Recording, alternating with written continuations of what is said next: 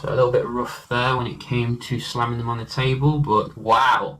So you can see the Pixel 2 is beastly when it comes to the speed. It's quicker than even the loading screen on some other phones here. So very surprising how good the boot up here is on Google's latest phone. Props where props is due.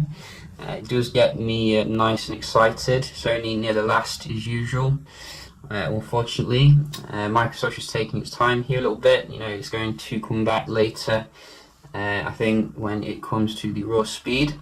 So, in terms of the phones here, we can have a look at the benchmark. So we're just going to start up some speed test of the Wi-Fi, because I think we do have this on all the phones here. So we'll just go to the speed test app, and then we can have a look.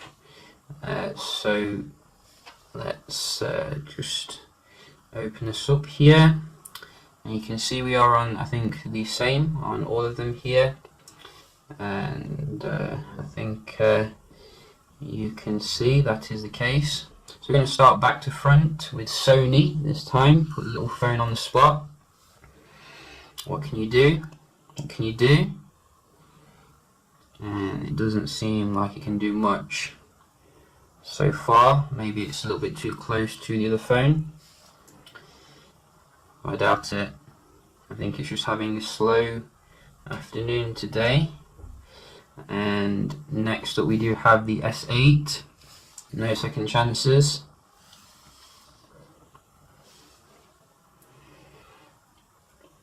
Oh, so you can see S8 is going for it. Pulling no punches here. Even nearly twice as fast as Sony. Microsoft, it's your turn to step up here. Latest handset, high-end phone. What can you do? Wow, that's a big ping. I mean, seriously, I've not seen it that high in a while. Oh, I think the Wi-Fi definitely could do with some improvement there. Not sure what antenna they're using, but you know, I would certainly look at replacing it. I mean, that's probably the worst result I've ever seen. In fact, I'm going to do that again because, I mean, surely it can't be like that. Maybe it can, you know, maybe this is what you're getting here. So am I on the Wi-Fi? Yes, I am. So it is what it is, you know, but maybe Microsoft can come back in something else. You know, maybe it's just saving the greatness for the next iteration of Windows Phone. Windows Phone 11, maybe, we'll see. iPhone, what can you do?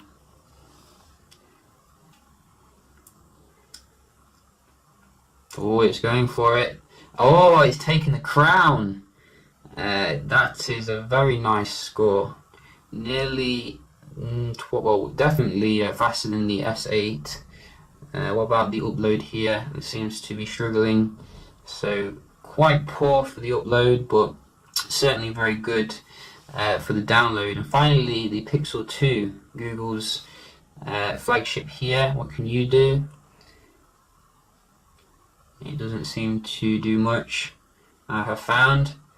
So it seems that Apple is taking the crown here for the download, which I wasn't actually expecting.